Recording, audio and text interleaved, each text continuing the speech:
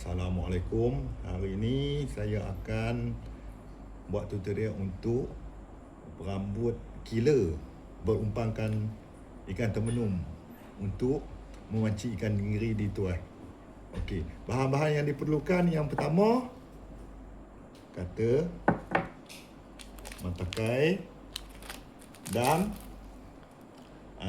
steel. Dan juga tak lupa batu ladung ni. Okey, yang pertama potong steel agak-agak lebih kurang panjang ni.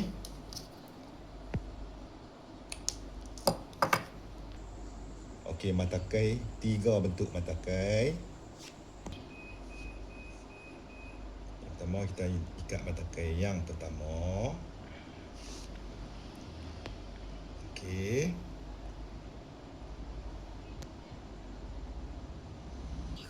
Okey. Kita pamukkan matakai yang pertama.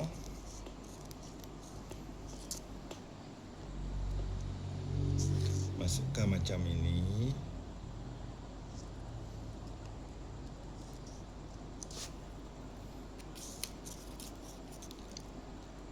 Okey. Tarik kuat, bagi dia lekat kuat. Nanti tenggiri tarik nanti baru sangkut, tak terlucut. Kalau tidak, abam jugalah yang melepas frah menonggeng. Lepas tu kena poli dengan kawan-kawan pula membahan. 3.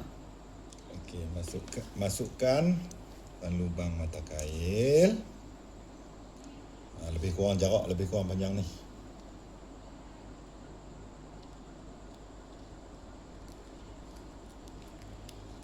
Tengok, okey, macam tu. Lepas tu masukkan ke lubang yang matakai ni. Okey. Okey, dua matakai dia akan jadi macam ni. Okey. Okey. Okey, sekarang kita masuk matakai yang ketiga. Matakai yang ketiga ni kita perlu jarakkan sikit untuk menyangkut di mulut ikan termenum.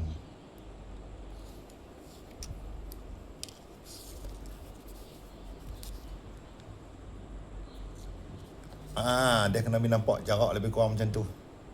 Nampak dah tuan-tuan untuk master-master otai-otai yang mencari ikan tenggiri. Okey. Lepas tu kita ikatkan di matakai yang ketiga.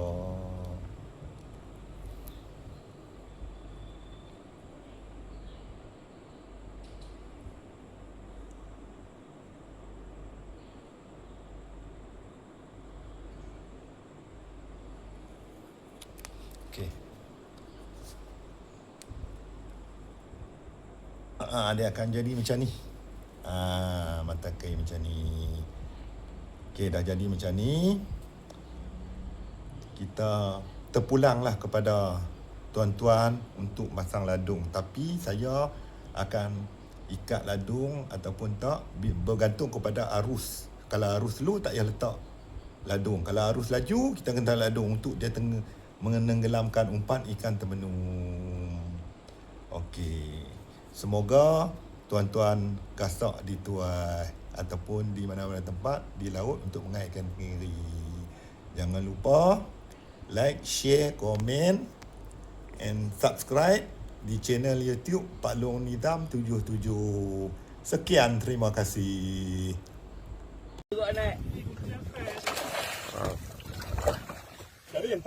Wah. Tanah ekor je, Din.